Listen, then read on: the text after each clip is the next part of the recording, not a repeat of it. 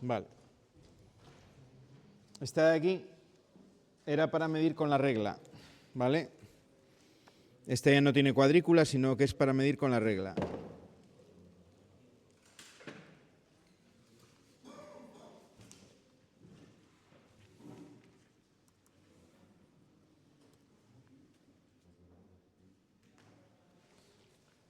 Entonces, midiendo con la regla, tenemos la parte de arriba. Ahí lo que veis que tenemos es una cotación de esta de tipo serie, ¿no?, que llamábamos el otro día. Estas de aquí. Todas sobre la misma línea. Tiro una línea para poner todas las líneas de cota y voy sacando las líneas auxiliares de cota, delimitando todas las medidas. Fijaros que en este caso están todas, porque en la parte de abajo de la pieza tengo este chaflán que no está acotado los límites del chaflán. ¿Vale? Pensar, por ejemplo, que eso puede ser un perfil de acero, por ejemplo. Yo lo que voy a marcar es, en la esquina esa que voy a cortar, hago esta marca 45 desde un lateral, hago la marca 40 desde la otra esquina y desbasto o corto, o por el método que sea, elimino esa esquina de material de la pieza que faltaría aquí. Por eso aquí no me hace falta ángulo, ni me hace falta nada, porque ya tengo el 45 por este lado y el 40 por el otro, que son la referencia.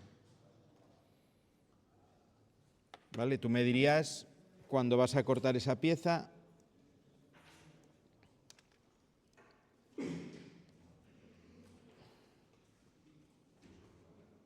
imagina que partes de una pieza así, ¿vale? Pues nada, me dirías que son 40 por un lado, por aquí mides 40, me parece que eran, y 45 por el otro. Y de aquí haces una marca a 45. Marcas esto aquí y esta es la zona de material que tienes que quitar. Ya no necesito ángulo ni necesito nada más.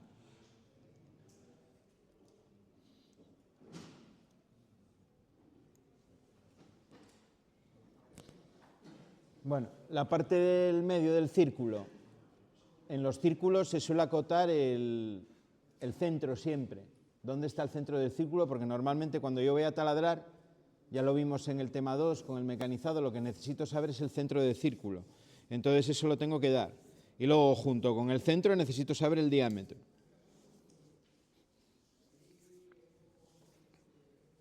Y es lo que me está acotando ahí.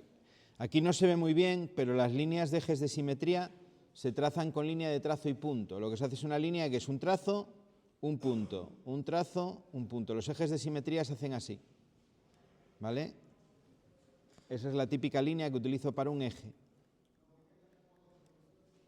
¿Vale? En los planos lo vamos a hacer así. Siempre que tenga que dibujar un eje de simetría, lo hago de esa manera. Un eje de simetría quiere decir que me marca, o me quiere decir que lo que está a ambos lados de la línea es igual, ¿vale? Es simétrico. Eso es lo que quiere decir el eje de simetría. En los círculos ponemos dos ejes en forma de cruz de simetría. Y marcamos, fijaros esta cota de 20 de aquí y la otra cota de 20 me están marcando la distancia respecto a este vértice. Esta cota de 20 y esta de 20 me están marcando ahí esa cota del centro.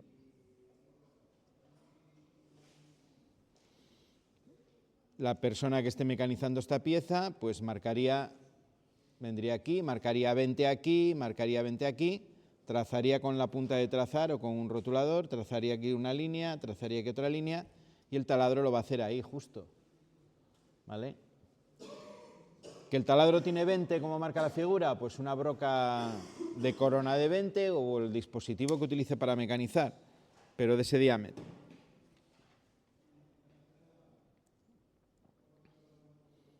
Venga, esa sería la primera. Luego tenemos la que está justo a su derecha, que esta también tiene alguna cosilla por ahí. Es entrante que tiene forma de ángulo.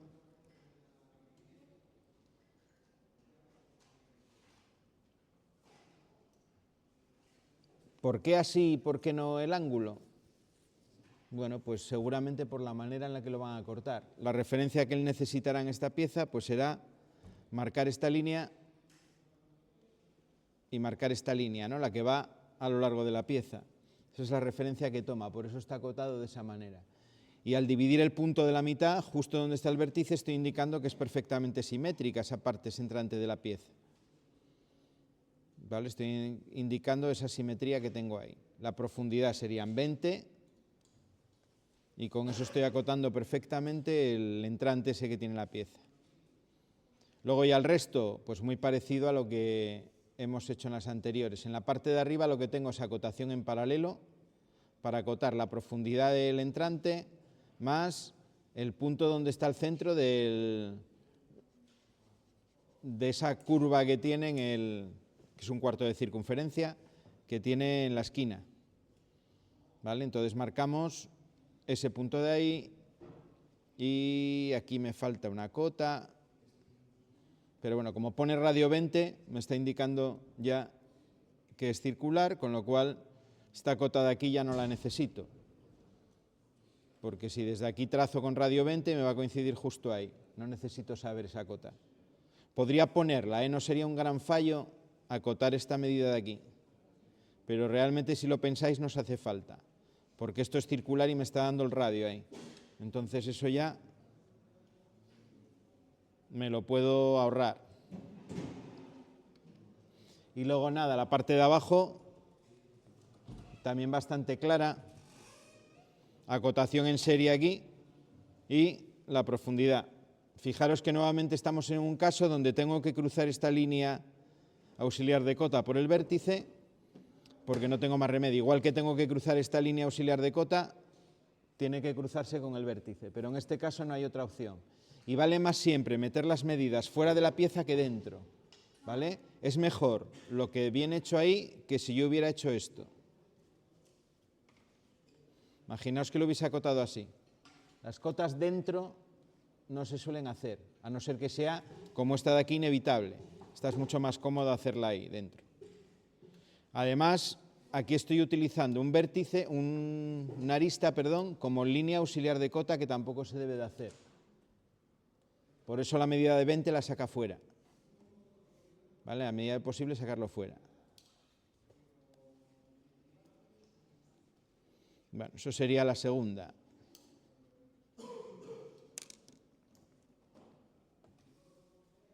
Bueno, esto de aquí, que parece un eje, tiene toda la pinta, es además de diámetro circular, vamos, es de sección circular.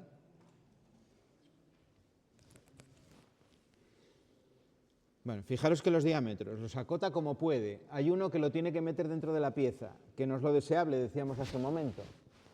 Ese 40 hubiese sido mejor ponerlo para fuera, pero en este caso, tal como está construida la pieza, no es posible. ¿Vale?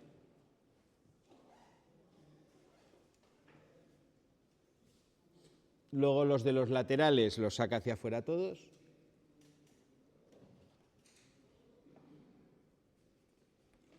Lo pone detrás el símbolo de diámetro, yo creo que debería de ir antes, pero bueno, eso ya es un detalle. Esta solución no la hice yo.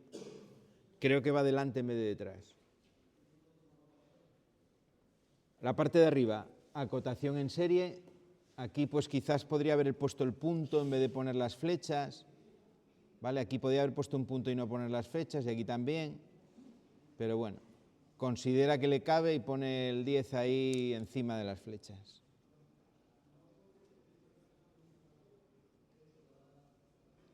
Vale, aquí de esta, ¿qué es lo interesante o qué es lo que quería que vieseis con esta? Estas acotaciones de los diámetros a uno y otro lado. Y al final esta del medio, que no hay manera de sacarla, ¿no? Si no quiero meterla dentro, podía haber hecho esto también, haber sacado la línea y haber puesto aquí, por ejemplo, diámetro 40. ¿Vale? También era una opción.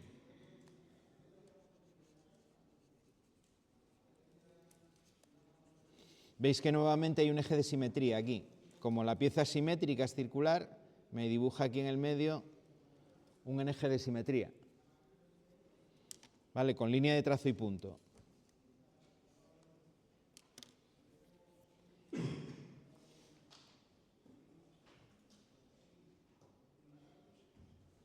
Otra compleja. En este caso hay muchos cruces de líneas auxiliares de cota, pero por la manera en la que está construida la pieza. No hay otra opción. Acotación serie en la parte de arriba, acotación serie en la parte de la derecha, acotación serie en la parte de abajo. Fijaros que aquí parece que me falta una medida aquí, pero es que realmente al dar todas estas y del otro lado dar la de 40, ya se sobreentiende esa medida. Si del otro lado suman serían 15 más 25, que son 40, 50, 60. Pues esto de aquí necesariamente tienen que ser 20, ¿vale? Ese escalón que me queda ahí. Pero como ya dio las medidas del otro lado, pues ese no lo da. Siempre nos dejamos una cuando está perfectamente definido. Lo mismo pasa con esta de aquí. Mismo razonamiento. Me da 40, 30, 50, que estos serían 120, y aquí tengo 30 y 65. Pues sería 25, ¿no? Esta cantidad que me queda aquí. Esta cota de aquí, que me faltaría aquí, serían 25. Pero como ya me dio todas las de arriba, pues ya se sobreentiende, se saca de ahí. No necesito darla. En el cuadrado, que está en el medio de la pieza, taladrado ahí, bueno, nos saca el centro y nos saca el lado del cuadrado. Nos saca el centro y nos saca el lado.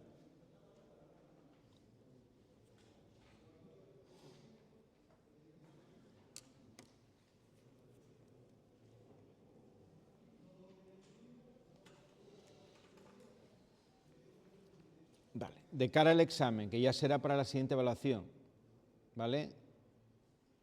Lo que vamos a poner de acotación pues será un par de piezas a acotar, ¿vale? Sin más, en esa parte del examen. Va a haber un ejercicio de escala que vamos a ver ahora cómo se hacen, pero en la parte de acotación será un par de ejercicios para acotar, ¿vale?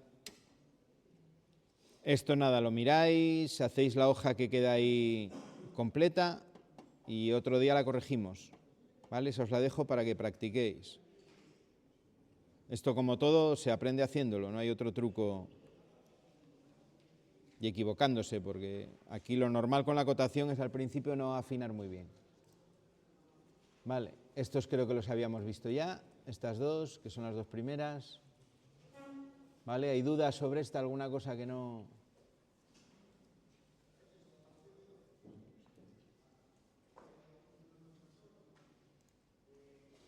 Vamos entonces con la parte de las escalas.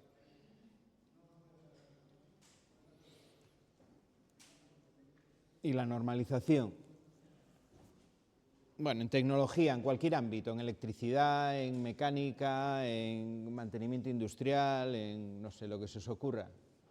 Necesitamos utilizar planos, ¿vale? Necesitamos representar la realidad de una manera simplificada y manejable. Si yo tengo una máquina, cualquier máquina de las que tenéis en mecánica, que mecánicamente tiene un montón de piezas que van acopladas, luego eléctricamente tiene un cuadro de control con una parte de fuerza, una parte de mando, una serie de circuitos, un PLC que la controla, todo eso, para poder construir la máquina y para luego poder repararla, necesito representarlo en un plano. ¿Vale? Los planos, aparte de para la construcción de un equipo, de una máquina, de una instalación, sirven para el posterior mantenimiento. Para luego la persona que tiene que hacer el mantenimiento, que no es la misma que ha construido esa instalación, pueda llegar y entender rápidamente de qué se trata. En electricidad son fundamentales los planos, los esquemas eléctricos para eso, sobre todo en el ámbito industrial. En el ámbito de una vivienda, por ejemplo, no es necesario tener un esquema. ¿Por qué? Porque yo me sé de memoria cómo es una vivienda. Una vivienda siempre tiene las mismas cosas. Tiene una conmutada de 2 puntos, un encendido de luz simple, en los cruzamientos, en pasillos, instalaciones como tal, sensores de presencia en zonas comunes, para encendidos de luz.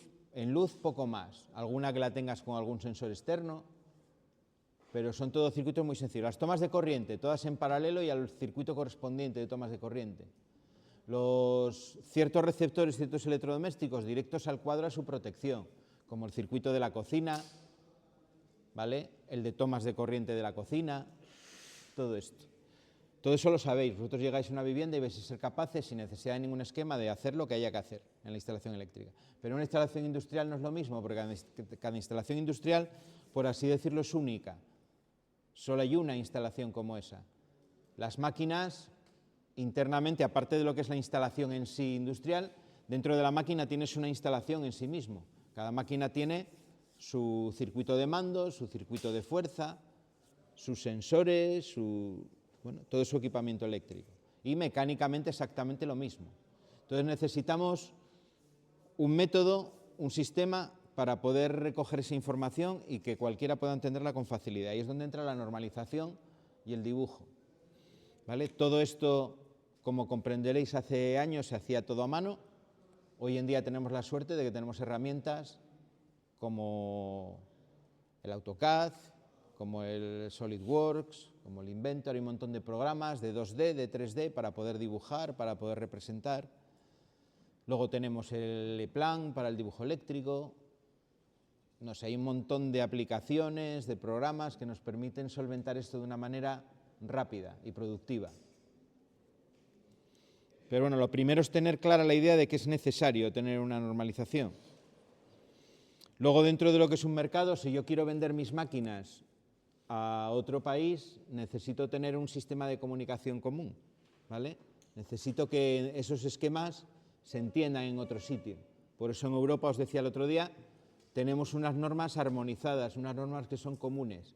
Si tú dibujas un esquema según la norma española, va a ser perfectamente compatible con la norma italiana, con la alemana, con la francesa, con la británica también, porque digamos que el Reino Unido se armonizó cuando estuvo dentro de la Comunidad Europea, con lo cual sabes que vas a poder vender o vas a poder licitar una obra, por ejemplo, para hacer en otro país de la Unión Europea, generando una documentación que va a ser entendible y va a ser compatible con cualquier otro país. A nivel internacional no existe esa armonización. Por ejemplo, si nos vamos a Estados Unidos, que es uno de los grandes países industriales, ¿no?, que hay en el mundo, por no decir el que más, la norma que tienen de dibujo, por ejemplo, en electricidad es diferente. Pero si yo conozco la norma europea, es fácilmente entendible. Enseguida podemos hacer esa traslación, ¿vale? Todos esos son los motivos de la normalización. Ahí os cuentan estos apuntes que tenéis ahí en el Classroom, pues las principales organizaciones, y ahí hay marcadas algunas que os van a sonar más, que son el acrónimo DIN, Deutsche Industrienormen, una norma industrial alemana, ¿no? Por ejemplo, el otro día que hablábamos del papel, de la 4, de la 3, los formatos de dibujo siguen la norma alemana, que es la que ha quedado en la norma europea, por eso se llama un DIN A4, un DIN A3, el DIN es el acrónimo de la norma alemana. Normas ISO, esas las vais a oír muchísimo, esas son internacionales, ¿vale? Es un organismo internacional. Las normas ISO realmente sí son las que tienen validez o están hechas con la idea de ser utilizables en todo el mundo, ¿vale? Existen para un montón de cosas las normas ISO. Para cosas industriales existen, pero también para servicios,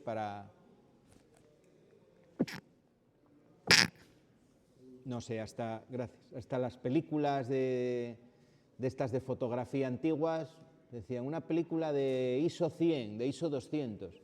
Si ISO 100, ISO 200 era la sensibilidad de la película, pero se hacía referencia a la norma ISO que regulaba la sensibilidad de esa película.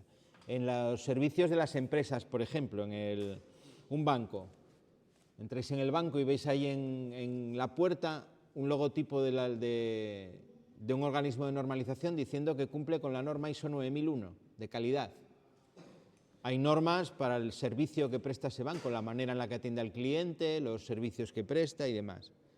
Es aplicable para todo. ISO lo vais a oír muchísimo. Y luego UNE y EN, que son las normas españolas y europeas respectivamente, también lo vais a oír mucho. En electricidad tenemos un organismo destacable para nosotros que es el CENELEC, el Comité Europeo de Normalización Electrotécnica. Las normas españolas vienen en gran parte de ahí. El organismo, digamos, donde se discuten las normas nuevas es en el CENELEC y en el ISO. Muchas veces también el CENELEC armoniza normas ya aprobadas por la norma ISO. Por ejemplo, en temas de domótica, automatización en vivienda, se han generado desde normas ISO, ¿vale? Y luego el organismo europeo, que es el CENELEC, se ha encargado de armonizarlas, de adecuarlas a la normativa europea. Vale, os cuenta por ahí que todas estas organizaciones funcionan con comisiones, que abarcan temas más sencillos y se dedican a normalizar sobre esos temas. Bueno, ya lo que es la norma en sí, desde el punto de vista del dibujo, cuando vayáis por ahí por empresas, por industria y os encontréis con planos, hay una serie de cosas que todos los planos van a cumplir, ¿vale? Aunque advierto que en dibujo eléctrico hay una cierta anarquía, en el sentido de que vais a ver planos con normas más antiguas, conviviendo con planos con normas más nuevas, digamos que hay una variedad de simbología grande. Pero bueno, el tema de las líneas, por ejemplo, que vemos aquí, es bastante común a todos. Línea gruesa, lo vimos en los ejercicios de acotación. Las aristas de las piezas van en línea gruesa, siempre, ¿vale? Línea fina, recta o curva, para líneas ficticias vistas, líneas de cota, líneas de proyección, líneas de referencia, rayados, contornos de secciones abatidas, ejes cortos. Las líneas auxiliares de cota, las líneas de cota, todo eso va con línea fina. Normalmente se suelen utilizar solo dos grosores en dibujo eléctrico, ¿vale? Y la relación entre ellos tiene que ser al menos el doble. La línea más gruesa tiene que ser el doble de gruesa que la más fina. Por ejemplo, puedo dibujar con 0,5 y con 0,25 de grosor. Suele ser muy habitual, ¿vale? Si me voy a 0,35 como más fino, porque estoy dibujando a lo mejor en una 3 o en una 2, que es un formato más grande, como línea más gruesa voy a coger 0,7, justamente el doble, ¿vale? Para una 4, para los dibujos que nosotros vamos a hacer, lo más recomendable es 0,25 y 0,5, ¿vale? 0,5 para la línea gruesa y 0,25 para la fina, ¿vale? Esto además se va a corresponder en la norma, que está muy bien pensada. Si yo estoy dibujando en línea fina, la altura del texto va a ser 2,5. Y en el caso de línea gruesa, la altura del texto, si lo hago con línea gruesa, va a ser 5 milímetros. ¿Vale? 10 veces más. Las letras, la relación entre el grosor y la altura es 10. El grosor multiplicado por 10 te da la altura del texto. Bueno, otras líneas que se utilizan. Según el tipo de línea, yo puedo distinguir también diferentes elementos de los planos. La línea gruesa trazos para contornos ocultos de las piezas, ¿vale? Lo veremos más adelante en la obtención de vistas, como para representar en 2D algo que es 3D, pues utilizo elementos de dibujo como líneas de trazos para mostrar lo que no se vería directamente, ¿no?, desde una vista. Imaginaos, por ejemplo, que yo tengo esta pieza. Vamos a dibujar una pieza sencilla, en 3 dimensiones.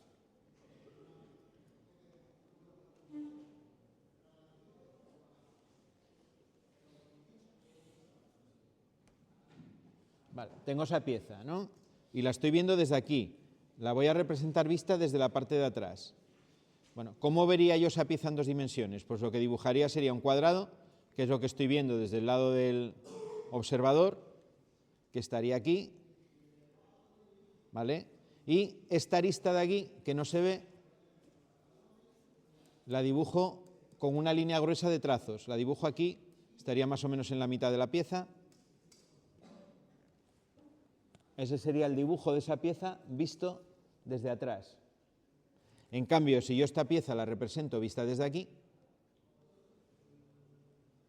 ¿vale? Imaginaos que el observador está en este lado. Esa pieza sería un cuadrado exactamente igual, pero ahora la arista, como está delante del observador, la dibujo con la línea continua, ¿vale? Bueno, son cosas del dibujo técnico.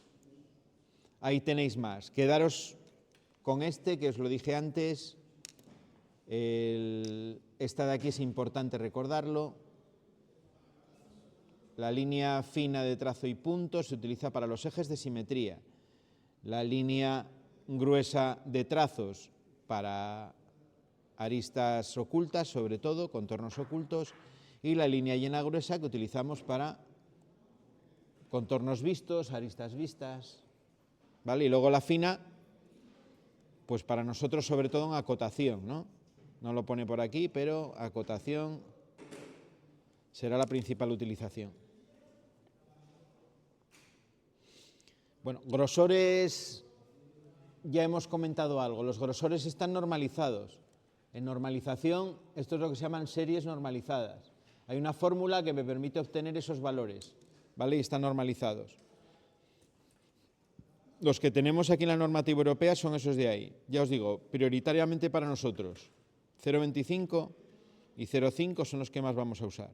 Pero nada me quita de utilizar otros. Para un dibujo en A4, los más convenientes son esos de ahí. Bueno, rotulación por encima, para que tengáis una idea y os suene. Las letras están normalizadas también, las que se utilizan en los planos. Hoy en día hay cierta tendencia, como podemos, porque tenemos un ordenador, a poner tipos de letra a veces ya distintos, ¿no?, en los planos, un Times New Roman o un Arial o las tipografías que tenemos, por ejemplo, en un procesador de texto. Pero esto no siempre fue así, porque las letras están normalizadas también. Hay un tipo de letra que se utiliza precisamente porque es fácilmente legible, se entiende fácilmente, ¿vale? Que es la letra, el formato de letra ISO. Son esas letras que está ahí. La norma os da incluso cómo rotularlas, ¿no? Sobre una cuadrícula, os pone cómo es la itálica, que sería esta de aquí, o la cursiva que decimos en español, cómo serían las letras minúsculas, las mayúsculas, los subrayados, ¿vale? Es una plantilla con una cuadrícula donde os dibuja esa tipografía. Los programas de CAD os hacen esta tipografía por defecto, ¿vale? El AutoCAD suele sacar esta como letra por defecto. Y lo que os decía, el grosor, 10 veces el grosor me da la altura del texto, ¿vale? Esto como curiosidad más que nada, porque no nos vamos a poner a rotular. Su día se hacía, aquí en la FP, en el año 99 que empecé a dar clase yo aquí, con los de la FP 2, que se llamaba de aquella, lo que viene a ser hoy en día el grado superior. Había una de las primeras tareas que hacíamos en el curso y les daba dibujo, era coger una hoja, teníamos aquí en el taller, y a dibujar letras. Tenía que hacer el alfabeto en mayúscula, en minúscula, los números, ¿vale? Se trazaban las líneas a lápiz, las referencias, y a partir de ahí a rotular. Esto en las oficinas técnicas, cuando se dibujaba a mano, lo que se tenía era unas plantillas, y bien directamente o a través de un multiplicador de escala, que era como una escuadra que te permitía, con la punta ibas pasando la letra y en el otro extremo tenía un estilógrafo y te lo dibujaba como más grande, ¿no? Lo mismo que ibas tú repasando por la plantilla, te lo dibujaba encima más grande. Era lo que se solía utilizar para este tema de las letras. Hoy en día con el ordenador esto lo tenemos solventado, por eso no... Ya os digo que esto es una curiosidad hoy en día más que nada. Pero sí es bueno que conozcáis que las letras también están normalizadas y no puedo poner, por ejemplo, en un plano, no voy a poner un Comic Sans o algo por el estilo. O utilizo el sistema normalizado o como mucho me voy a un tipo Arial, que es más sencillo, tipos de letra que sean fácilmente legibles y sencillos de interpretar. Bueno, y entramos en lo que tenía hoy que quería ver con vosotros, que era el tema de las escalas. Porque esto a nivel práctico en un taller es bastante útil, el tema de las escalas. Bueno, primero, entender cuál es el problema.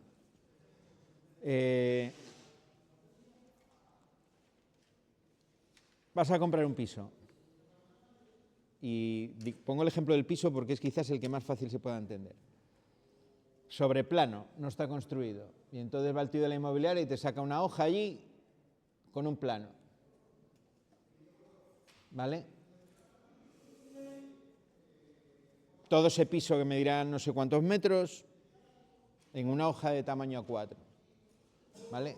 Ese proceso por el que yo represento eso que mide, ponte 18 metros de largo o 20 metros de largo y hago que entre dibujado en un A4 es lo que se llama una escala. Porque además se dibuja manteniendo la proporción. Es decir, la proporción entre el ancho y el alto y mantiene la misma proporción. Por ejemplo, si una habitación de ese piso mide la mitad de ancho que el salón, en el papel también si mides vas a medir el doble para el salón que para el ancho de la habitación. ¿Vale? Eso quiere decir la proporción. Eso quiere decir la proporción.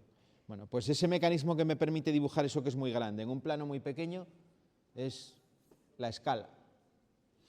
Puede ser el proceso también inverso, ¿vale? Imaginaos a alguien que se dedique a la joyería. Alguien diseña joyas y hace un plano pues, del engarce que lleva para una piedra en un anillo. Ese plano a lo mejor lo pone en una hoja, en una 4 o en una 3, y el anillo ocupa casi toda la hoja, es un anillo de este ancho, ¿vale? Eso sería una escala de ampliación, algo que es muy pequeñito, que mide a lo mejor pues 15 milímetros de diámetro, me lo dibuja 10 veces más grande, ponte a 15 centímetros de ancho, para que se puedan ver los detalles, para poder acotar, para que la persona que tiene que ejecutar esa joya, que tiene que mecanizarla, sepa las medidas bien. Eso sería una escala de ampliación. Las escalas juegan en los dos sentidos.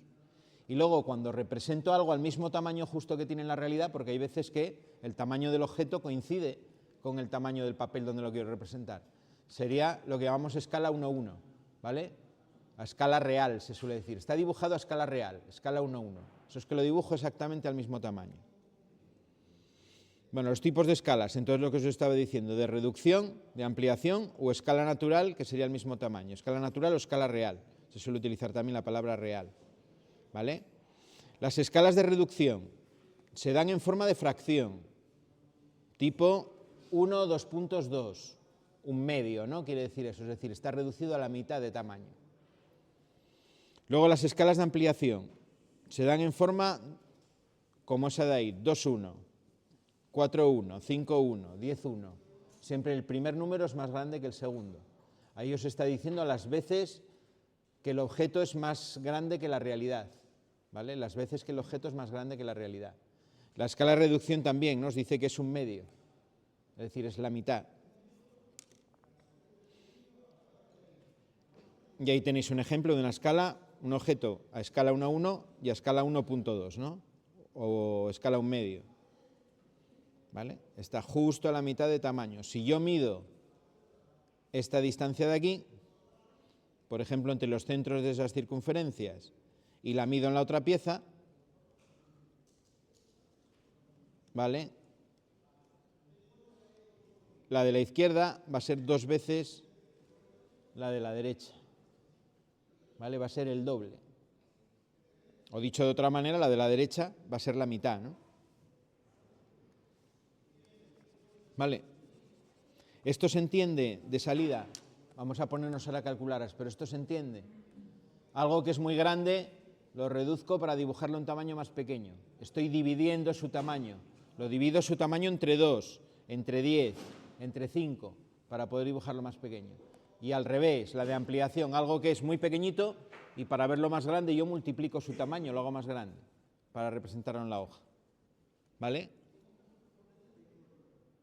¿Se entiende o no se entiende?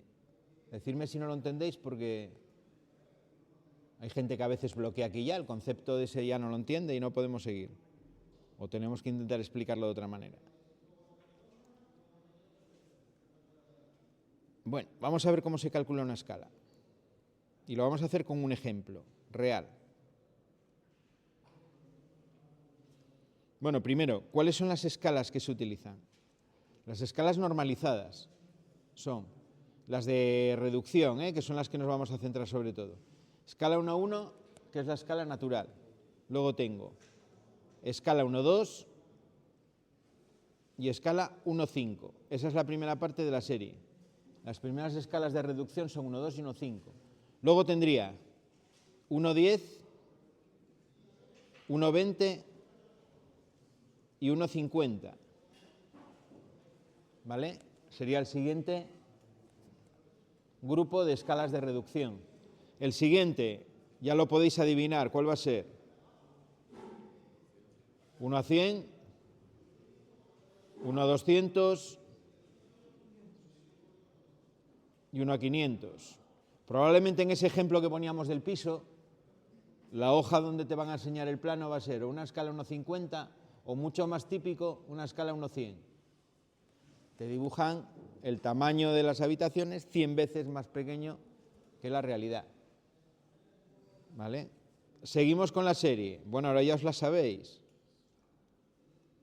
¿Cuál va a ser aquí? 1.000, 1.2000 1,5000. Aquí ya estaríamos en ese rango de escalas que se utiliza más en topografía, en mapas, ¿vale? Aquí ya estaríamos en el rango de los mapas. Hay escalas 1,10.000 también, 1,50.000, depende del mapa y de la extensión que yo esté representando en el papel, pero a partir de ahí ya estamos en reducciones muy fuertes para cosas lógicamente muy grandes. Vale, en un taller eléctrico, ¿sobre qué escalas nos podemos mover a la hora de representar? Pues la tapa de un cuadro, el armario y demás, pues estaremos por aquí. 1,10, 1,20, 1,5 suelen ser las escalas que a nosotros nos van a ser más útiles de reducción. ¿Vale? Cuando hagamos cálculos de escalas, si nos sale algo como eso de ahí, casi que lo hemos hecho bien. O al menos, visto el resultado, lo tenemos bien. Bueno, vamos con un ejemplo. Ven, yo tengo...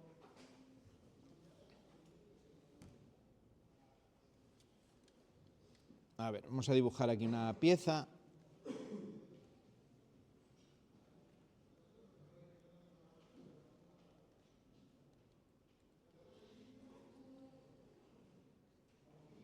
Quiero dibujar, por ejemplo, la tapa de un cuadro eléctrico, ¿vale? Aquí tengo un voltímetro con un conmutador y aquí tengo, no sé, 3 pulsadores. Esa es la pinta que tiene. Y esto mide en la realidad, ¿vale? Esto sería una medida real.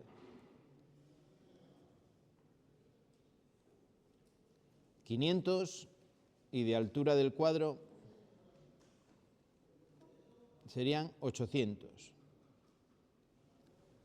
¿Vale? 500 por 800. Lo tenemos que dibujar porque luego dentro vamos a acotar dónde están los círculos, para que se pueda mecanizar. La pregunta o el problema que quiero resolver es, si lo quiero dibujar en una 4, para un formato de una 4, ¿qué escala tengo que utilizar? Ven, ¿por dónde empezamos? ¿Por dónde se os ocurre?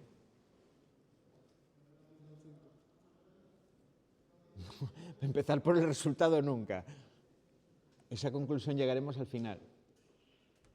Lo primero que yo haría sería preguntarme, vale, ¿y esto cuánto mide, no? La 4, ¿qué espacio tengo para dibujar? Si yo quiero dibujar algún plano, tengo que ver qué espacio tengo para dibujar.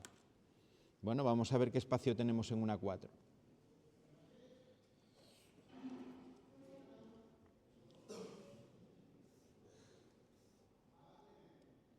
Venga, vamos a tener que tenemos una hoja, una 4, que mide... ¿Cuánto mide una 4? Lo vimos el otro día, ¿os acordáis?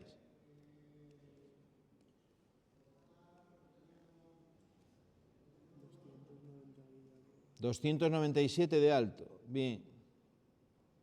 ¿Y de ancho? 210, ¿vale? 210 por 297. Eso es lo que mide la 4. ¿Tengo toda la superficie de la 4 para dibujar? Realmente no, ¿no? ¿Por qué? Pues porque en estos planos normalmente se deja aquí,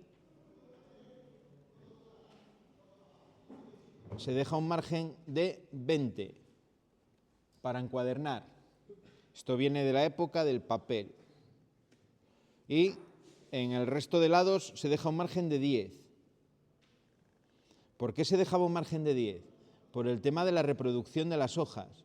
A la hora de fotocopiar, en las máquinas, la hoja nunca quedaba derecha del todo, entonces se iba torciendo y te comía siempre parte de un margen y no sabías cuál. Entonces siempre se dibujan con un margen para, a la hora de copiar, no perder información, tener ese pequeño hueco por todos los lados para poder perder parte de la hoja sin que haya mayor problema. Y por aquí también serían 10, ¿vale? Arriba y abajo. ¿Vale? Y además, aquí en la parte de abajo, tengo el cajetín, donde pongo el nombre del que dibujó el plano, el nombre de la empresa, todos los datos del cajetín. Vamos a poner que esto mide 30. Bueno, ¿de qué superficie de dibujo entonces dispongo realmente? Bueno, vamos a calcularlo. De 210 que tengo de ancho, le tengo que restar 20 de un lado y 10 del otro. Le tengo que quitar 30. ¿Vale? Me quedarían 180 milímetros de ancho efectivos de dibujo. De alto tendría 297 y le tengo que restar 10 de arriba, 10 de abajo del margen y 30 del cajetín. Es decir, le tengo que quitar un poco más, 40. Me quedaría 257, no, perdón, 47, son 50 lo que le tengo que quitar, no 40. 247 milímetros de alto. ¿Vale? Las medidas que yo tengo para dibujar son 180 y 297. Bueno, esa es la primera parte de un dibujo de escalas, es saber el espacio que tengo. En el examen que hay un ejercicio de escala, os digo yo el espacio ya que tenéis efectivo para dibujar. Esta cuenta no tenéis que hacerla, ¿vale? Simplemente os digo, queremos dibujar esta pieza y disponemos de 180 de ancho y 247 de alto para dibujarlo. Así esto os lo ahorráis, ¿vale? Cuando se hacían papel esto se medía directamente, tenías la hoja y medías, a ver cuánto espacio tengo, ¿vale? Esto es el papel y estas son las medidas reales, digamos, de la pieza. Tengo que dibujar algo que mide 500 en 180 milímetros y algo que mide 800 en 247 milímetros. ¿Cómo hacemos la cuenta o cómo se calcula la escala? Pues lo hacemos de la siguiente manera. Mira, escala vertical. Voy a calcular dos escalas, una para la vertical y otra para la horizontal. La mayor de las dos, es decir, la que me haga una mayor reducción, es la que tendré que utilizar para los dos casos. Vale. Escala vertical va a ser la medida real dividida entre la medida del papel.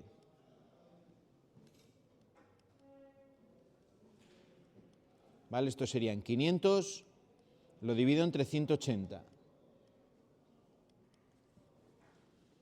Vamos a ver qué nos da esto.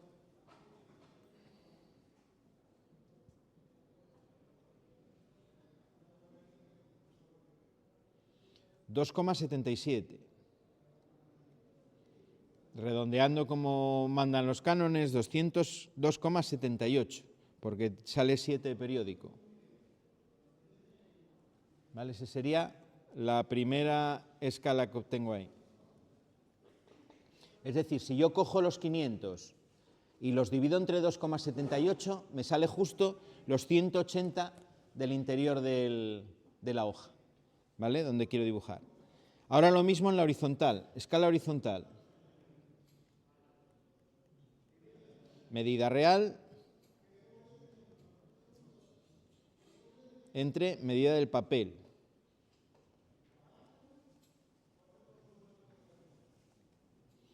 Serían 800, que es lo que mide de alto ese cuadro, dividido entre 247, habíamos dicho. Pues nada, hacemos de nuevo la cuenta.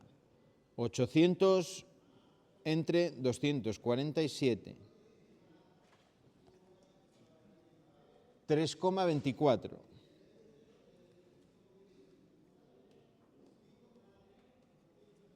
Vale, ya tengo las dos escalas. Estos 3,24 quieren decir que el 800, si yo lo divido entre 3,24, me va a dar justo los 247 que tengo en el papel. Me quedaría el cuadro justo centrado. Como el cuadro me tiene que caber en los dos sentidos, de estos dos, para mí el resultado es la mayor de las dos siempre. De los dos valores me quedo con el más grande, ¿vale? Porque el alto del cuadro me está obligando a hacer una reducción mayor. Entonces tengo que reducirlo todo en la misma escala, que va a ser la más grande siempre.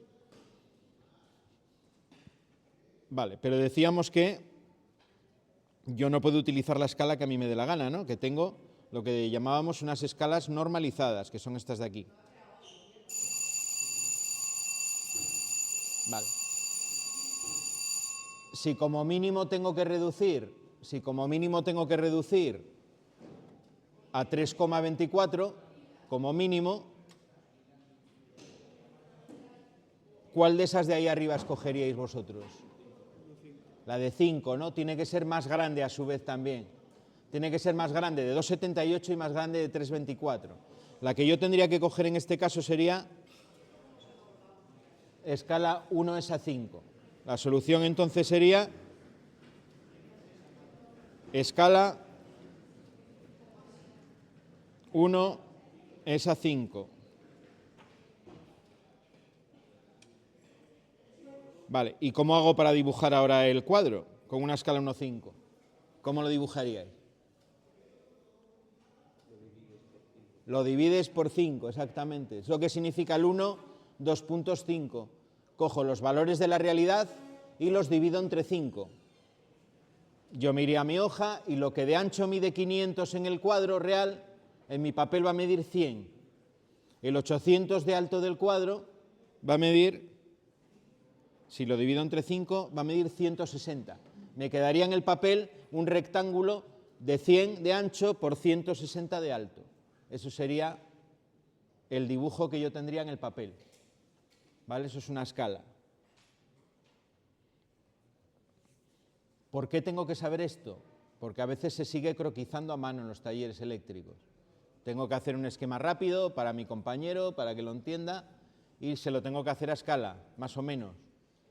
Con regla, algo rápido, pero que quede bien hecho y luego él lo puede interpretar fácilmente.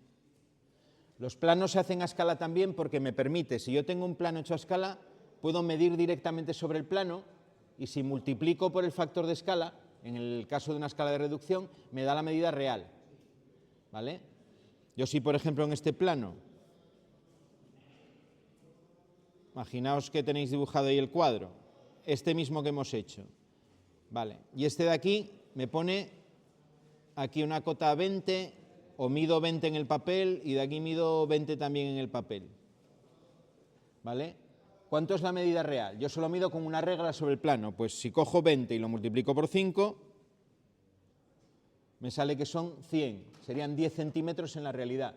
Lo que en el papel mide 2 centímetros, significa que son 10 centímetros en la realidad. Yo puedo tomar medidas en el plano y multiplicando tener las medidas reales. ¿Vale? Para los planos, por ejemplo, de construcción, para los planos topográficos existe un elemento de dibujo que se utilizaba mucho antiguamente, que era lo que se llamaba un escalímetro. Son estas reglas que tenían como si fuesen en forma de triángulo, ¿vale? Y las poníais en cada una de las caras, tenía dibujado una escala diferente. Entonces te permitía medir directamente sobre el papel aplicando la escala y tener la medida real. Era bastante útil para planos que se hacían dentro de estas escalas normalizadas. Digo esto porque igual alguno lo utilizó en el colegio y no sabía para qué servía, esa regla tan rara, ¿no?, que me había comprado mi madre con forma triangular, pues servía para eso. ¿Se entiende más o menos la dinámica de esto, cómo funciona el tema de las escalas?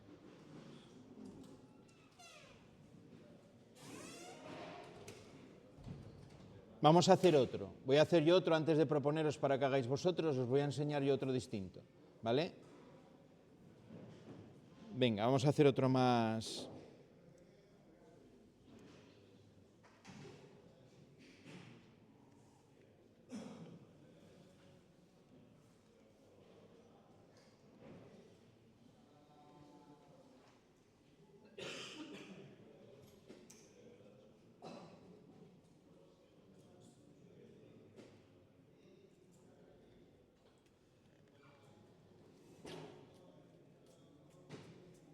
Bueno, tenemos este plano. Os voy a poner aquí la pieza, las medidas reales que tendría.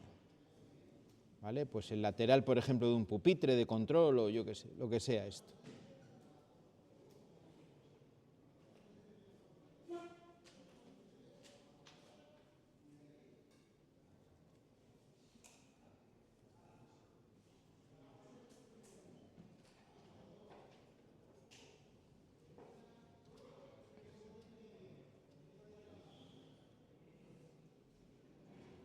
Vale, esa es la pieza real que yo quiero dibujar.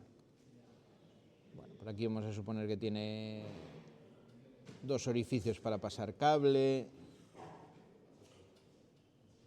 bueno, lo que sea. Vale, me interesa la medida de fuera ahora, para hacer la escala. Vale, la pregunta es, ¿qué escala aplicar para dibujar en un A3 en horizontal?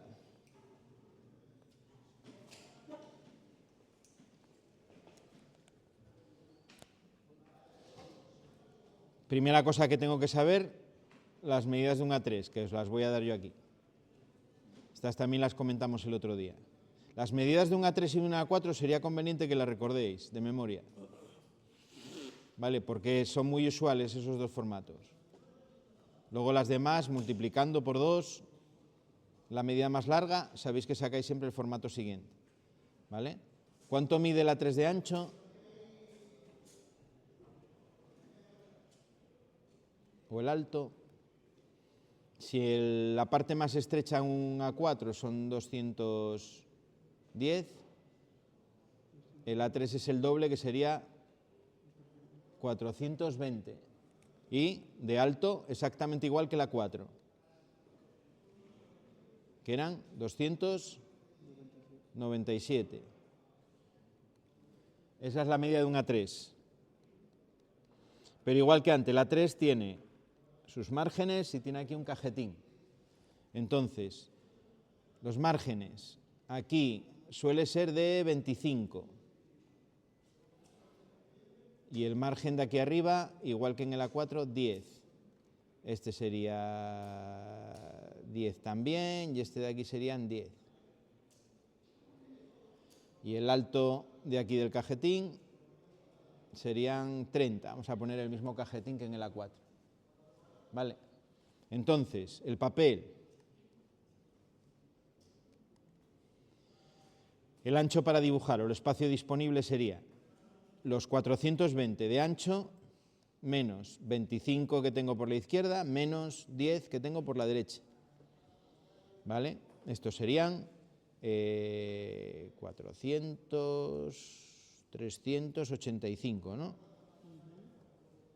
Milímetros de ancho. El alto, tengo 297, que le voy a quitar 10 de arriba del margen, 10 de abajo del margen y 30 del cajetín. Aunque bueno, la parte de la derecha el cajetín no ocupa toda la hoja, pero bueno, vamos a delimitarlo por la parte de la derecha. Estos serían lo mismo de antes, ¿no? 247 milímetros de alto. Ya tengo las dimensiones del papel.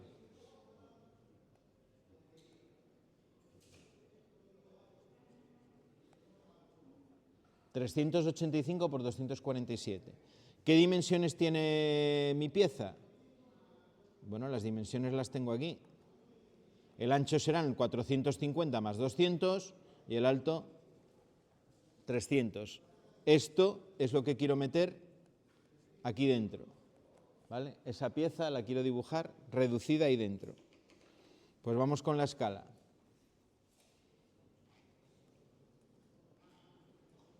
Escala vertical. Medida real entre medida del papel.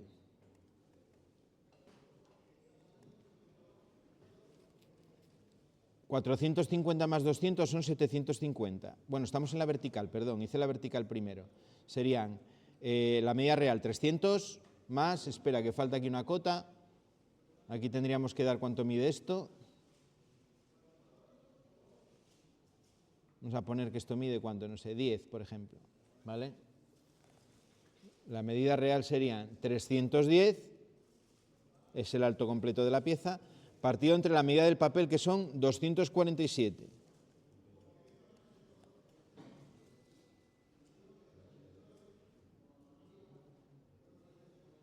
...5,3...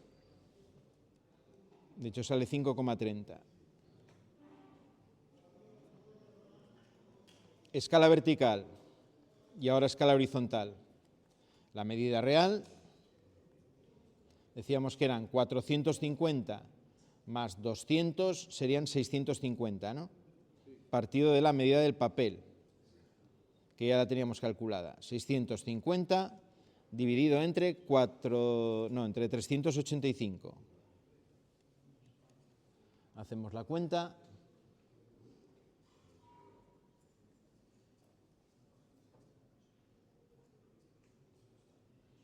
$4,29. Vale. De estos dos decíamos, nos quedamos con el mayor valor. La que me va a determinar la escala va a ser 5,3, la vertical. ¿Cuáles son las escalas normalizadas? Las escalas normalizadas decíamos unos a 2, unos a 5, unos a 10, unos a 20, etcétera. Vale. De toda esa serie, ¿con cuál nos quedamos? El primer valor que sea mayor de 5,3. La escala que tengo que utilizar sería 1,10. Ojo aquí que aunque esto se aproxime mucho a 5, 5 no me vale, porque con 5 se me iba a salir la pieza de la hoja. Porque necesito reducir más, necesito reducir como mínimo a 5,3. 5,3 sería el valor que haría coincidir los márgenes de la pieza con los márgenes de la hoja. Entonces siempre tiene que ser hacia arriba. Sería unos a 10. Esa sería la escala que yo tendría que utilizar.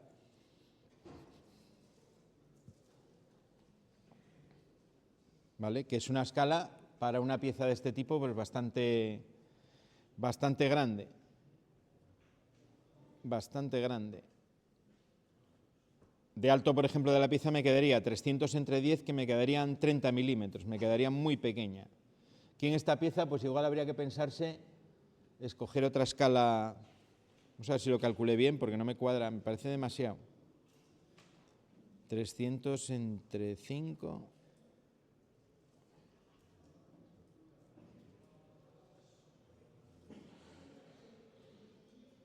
Vale, el problema aquí que es el ancho de la pieza, que son 650 entre 5. Me cabe de sobra. Aquí hay algo mal que está, hay algo que está hecho mal aquí. La primera cuenta está mal hecha. Sí, esta cuenta está mal. Es que no me cuadraba porque me salía una escala como muy grande. ¿Vale? Y a veces los resultados hay que darles una vuelta porque esta cuenta de aquí está mal hecha. 310 entre 247 sale 1,26. No sé cómo hice la cuenta antes, pero lo hice bastante mal.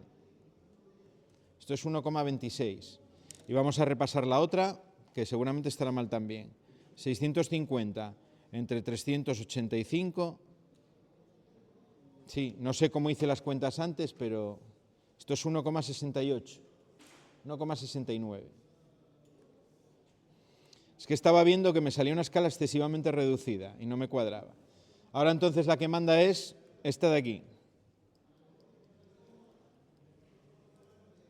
Vale, ahora está claro en la escala, ¿no? El primer valor, que es mayor de 1,68, bueno, aquí tendría la escala natural 1:1, sería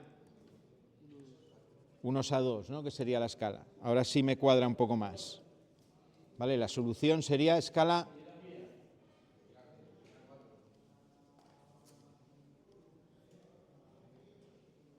1:2. Es decir, los 300 de la realidad serían 150 en la hoja. Los 650 de la pieza real serían 325 en la hoja. Bueno, me va a quedar la pieza en la horizontal llenando prácticamente el A3 entero. Me va a quedar bastante bien dibujado ahí. Vale. Venga, os voy a proponer para que hagáis uno vosotros.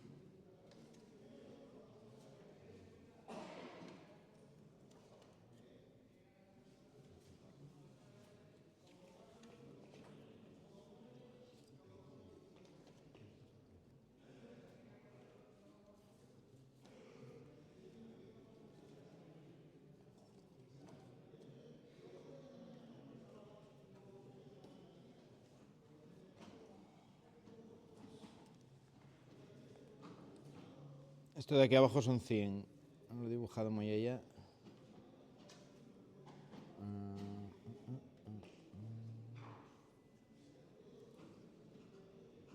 Vamos a dibujarlo más pequeño. 50. Estos son 50.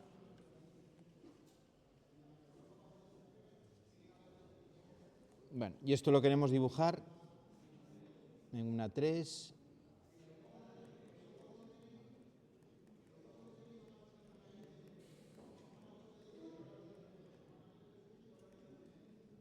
Horizontal.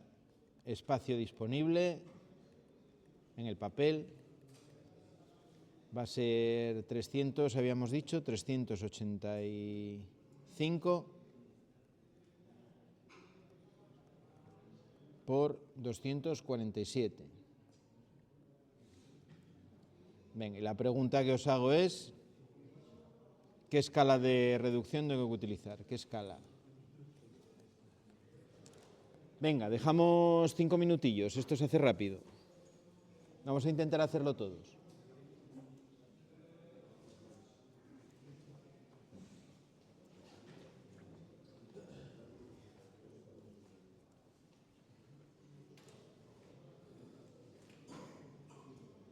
Venga, sacamos el papel y empezamos a echar ahí el numerín.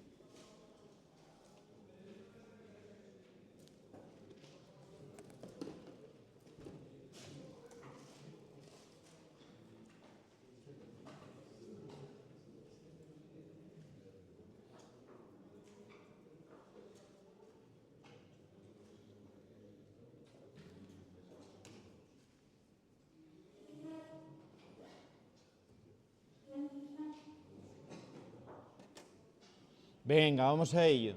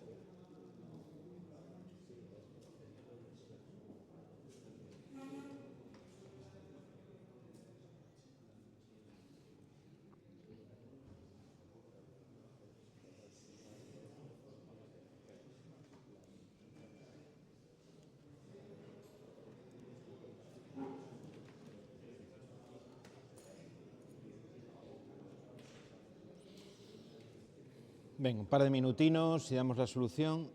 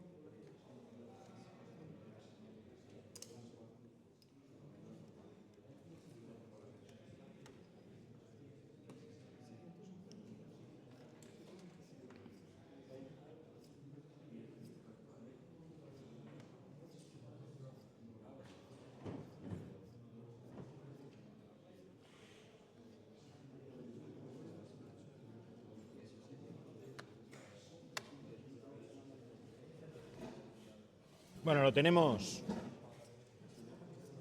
Vamos a ver la solución.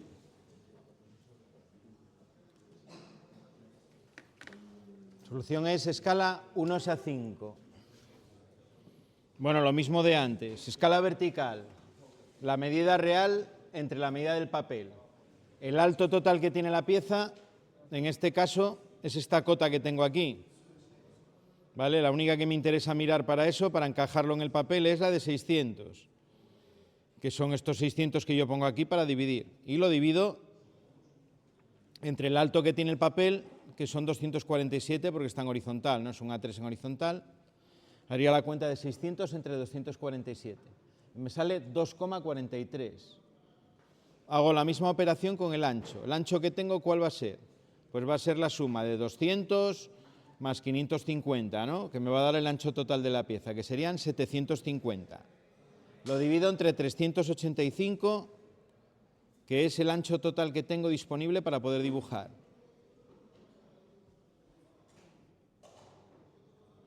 Vale, hago la cuenta ahí y me da 1,95. De estos dos valores me quedo con el más alto, que serían 2,43. Y comparo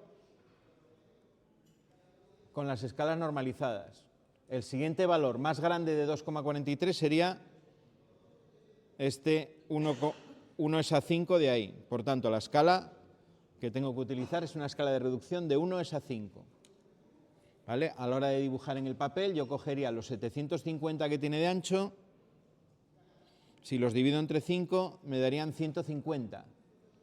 El alto de la pieza, que son 600, me daría 120. Bueno, me va a quedar más bien pequeñito en el A3, pero a veces coincide así por las proporciones que tiene la pieza. Vale.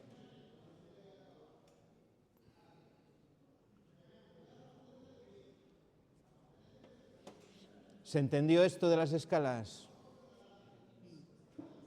Bueno, cuando hagamos el examen de este tema, una de las cuestiones que se va a poner va a ser esto, un ejercicio de una escala. Tal cual está aquí, yo os doy la pieza acotada y os digo el espacio disponible. Y tenéis que hacer esta cuenta y sacar cuál es la escala normalizada. ¿Vale?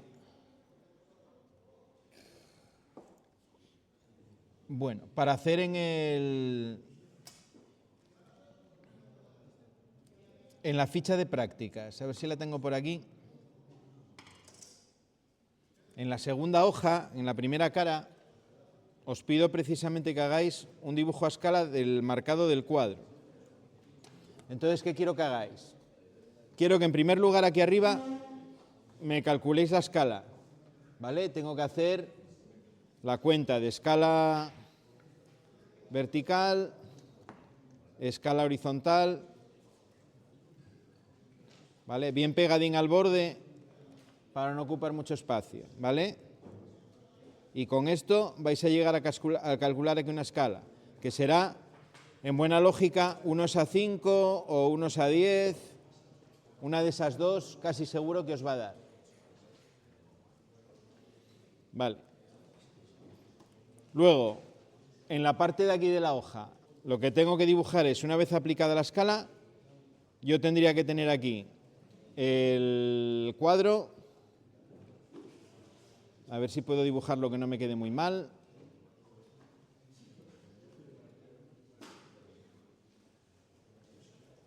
Tendría por aquí el cuadro y tendré que dibujar todos los ejes de simetría donde yo voy a fijar la canaleta o donde fijé la canaleta.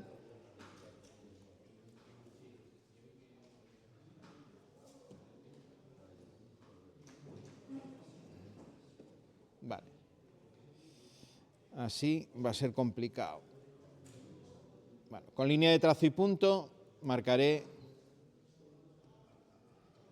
ese, por ejemplo, para un carril, la que me va por aquí para el carril que está en el borde, ¿vale? Y todo esto lo tengo que acotar. Esto de aquí habíamos dicho que estaba, si no recuerdo mal, a 25, ¿vale? Estas cotas de aquí las voy definiendo, ¿vale? Eso es lo que hay que hacer en ese dibujo, con todas las líneas, los ejes de simetría. No hay que dibujar ni los botones, ni la canaleta, simplemente los ejes y acotarlo a escala todo. ¿Vale?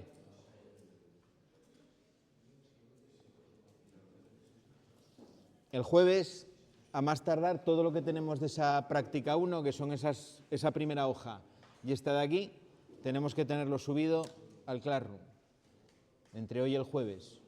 ¿Vale?